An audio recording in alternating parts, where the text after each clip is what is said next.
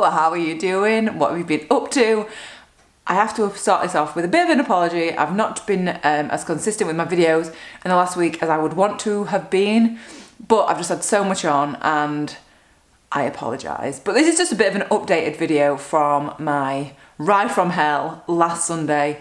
It wasn't really a ride from hell. I mean, it didn't go to plan, let's just say that. So you saw that I had a burst tyre, 3 flats and a snapped rear gear cable.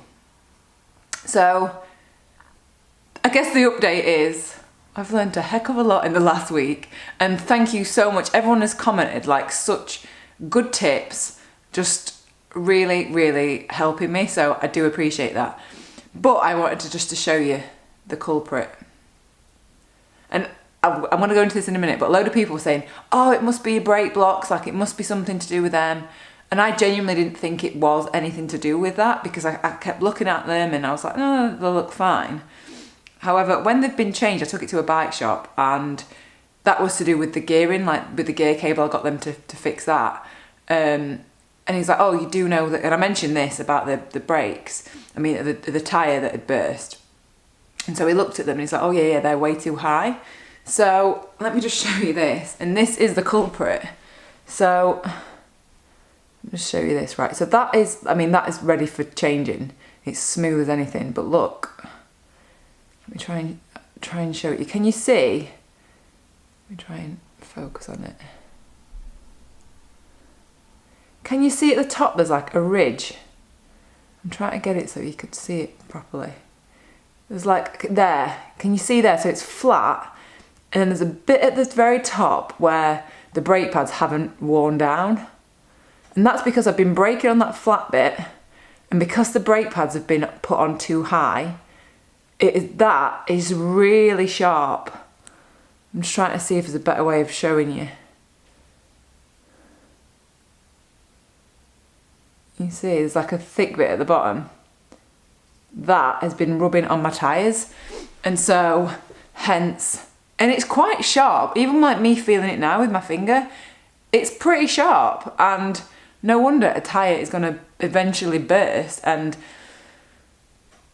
open, because it's sharp and it's been rubbing and wearing down on that tyre for God knows how long. So I've got a new tyre, I've got new brake pads that have been set a lot lower down. I will add a little bit of video in now just showing you how they are now.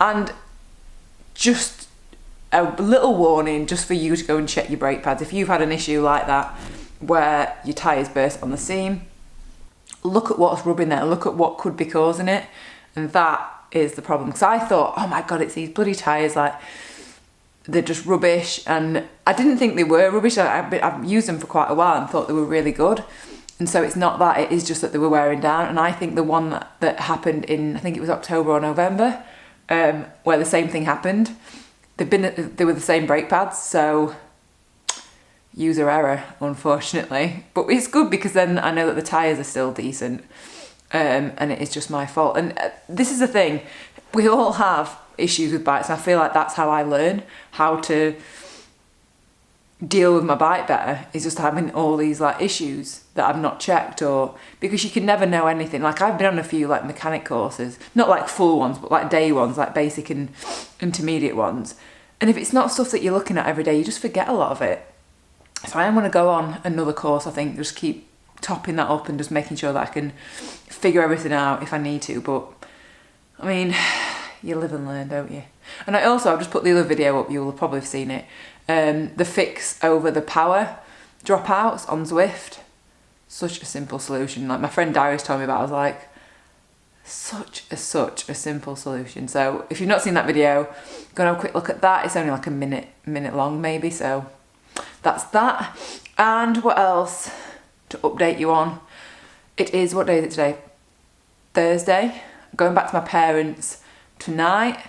Day with my mum and my sister tomorrow, and then Saturday is a 300, and I am excited. I'm nervous. I just can't wait to go and do it. Like I'm actually really excited. I think the start is at 6, so I'm gonna have to get up really early to get there for 6.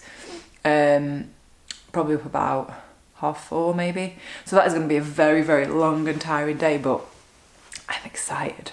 And I think the weather is looking pretty, touch wood that the weather stays nice, but it looks, I would say, warm for the first time this year. I think it looks like it's going to be warm. So I've had to take basically all my winter gear. Sorry, not all my winter gear. All my winter gear and some of my summer gear. I'm not wearing shorts. I don't think it's going to be that hot, but maybe I should take shorts. No, I'll take a jersey. So I think it might get cold at night. If we're going to be riding till like midnight, 1 in the morning, potentially. So it might get chilly around then. But anyway, I'm waffling. There will be a video of the 300. I'm not sure how much I will film because I'm going to be just obviously riding my bike. It's not like some of the 200s where it's been a bit more casual. Like I want to like actually do it and finish it on time. So don't worry, I'll show you the highs, and if there are any lows, I'm sure there'll be like a couple of times where I'm just like, oh my God, why am I doing this? I'm sure there probably will be, like, it's inevitable, I guess, on such a long ride. But let's get through them together, won't we? And you'll see my excitement at the finish. It's gonna be amazing. So yeah, I hope you're having a good week, and lots more riding planned, like lots and lots more riding planned actually. So I'll tell you more about that later on this week. But yeah, the next video will probably be up on Sunday or Monday. So have a nice weekend, and I will see you then.